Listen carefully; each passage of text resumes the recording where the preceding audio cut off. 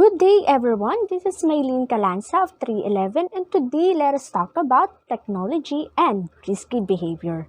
So Trim Pop in 1994 defined risky behavior as any unconsciously or consciously regulated behavior that are perceived without effects or benefit to one's own or others' physical, economic, or psychosocial well-being. What are the kinds of risky behavior? So first, we have health risky behavior. This involves behavior that may affect the health of the technological user, such as alcohol and substance abuse, and even unhealthy eating habits and lack of sleep. Second, we have sexual. So these are behavior that involve sexual activities. This can be engaging in sexual activities online and even viewing or watching pornographic materials. Third, we have social. So this involves socialization using technology. So this can be using social media sites for approval and even communicating with strangers online. And fourth, we have illegal activities. So these are activities that involves illegal usage of technology. This can be phishing, hacking, scamming, and even accessing malicious sites. The effects of this risky behavior on the seven dimensions of man. So we have physical, intellectual, moral, political, economic, social, and spiritual. So first, physical. So there is a higher irregular sleep pattern on adolescents, eating disorders, obesity, iron deficiency, rise in cases of depression and anxiety according to HIDE 2020, and many studies have shown that there is higher exposure to radiation. Second, in intellectual, we have higher rate of addiction, shorter focus attention span due to multitasking, dopamine deficits, rise in intellectual property cases, which now leads us to the fact that there is also a higher cases in plagiarism, which is a moral effect. And procrastination, distorted self-image, loss of trust among individuals, also according to HIDE in 2020. And in political, there is a massive spread of fake news, historical revisionism, and even affecting the integrity of election results. And in economic, we have loss of GDP, loss of trust on companies, business disruptions, and these are all because of hacking and phishing getting into big companies, according to Yadop and Gore in 2014.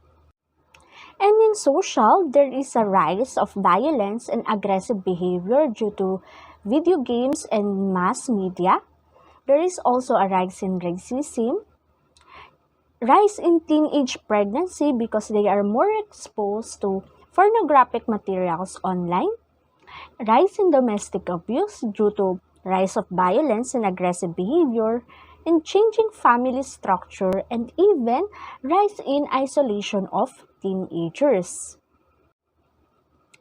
And on spiritual, the recent study of Downey in 2017 have shown that there is a rapid secularization, meaning young adults refuse to be affiliated with the religious groups. How do we prevent or curtail this online risky behavior? For parents, they may monitor, set the rules, and track their children's activity. In monitoring, they should monitor the activities online of their children. In setting the rules, they may give clear consequences on violations of technology etiquette and online behavior. In tracking, they may filter or block inappropriate sites. For schools, they may use involving, training, and promotion. In involving, they may involve parents and teachers on the preventing of risky behaviors caused by technology. And training, they may train personnel for the potential dangers of inappropriate use of technology. And in promotion, the schools may promote only positive usage of technology.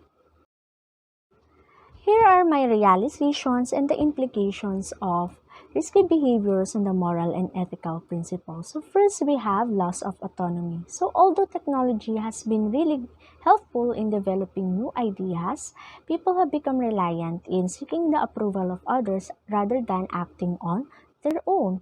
And second, we have integrity at loss. So the loss of integrity of big companies have affected our everyday lives and even affecting governmental policies.